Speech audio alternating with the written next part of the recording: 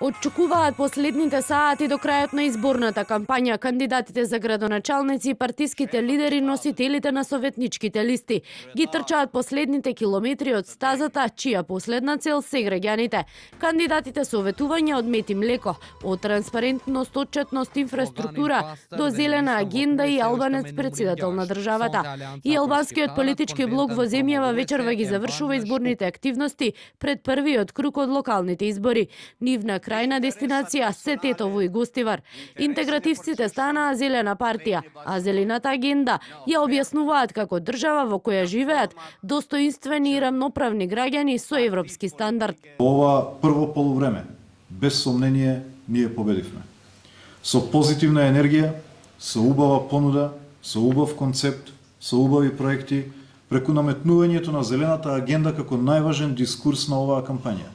Успеавме да се спротивставиме и на нападите од страна на политичките конкуренти, и на нивниот нефер и непринципиелен однос, и на нивната непринципиелна коалиција во која веќе и самите не веруваат. Битката на ДУИ, Алијанса и БЕСА главно фокусирана во Тетово и Гостивар, но не помалку важни се и Струга, Чаир, Дебар, Кичево, Липково.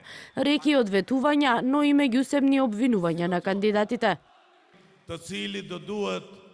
Другите, кои сакаат да го зачуваат статус квото, се обидоа залудно, сакајки да ја опишат политиката на различни начини со најлошите зборови, обидувајки се да ја остават искреноста назад.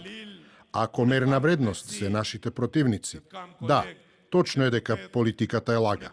Ако мерната вредност е невзет бејта, политиката може да биде се друго, само честност не. Како што тече изборната кампања, се поизвестно стануваше дека главен фокус на партиите станува инфраструктурата и проблемите со кои секојдневно се соочуваат граѓаните. Со луѓето од браншата разговаравме како тоа да се среди и еднаш за секогаш да имаме чист град, еднаш за секогаш да имаме град во кој ќе имаме отворени булеварди, отворени улици, асфалтирани улици, ќе имаме вода 24 часа и ќе имаме средини, паркови, значи ќе имаме модерен урбан живот, урбана средина за живење, тоа што ние сите го заслужуваме. Сепак состојбата се очекува околу 17 октомври, кога граѓаните ќе ја земат работата во своји раце и од реки излеани зборови ќе треба да решат кои се оние кои им влеваат најмногу верба.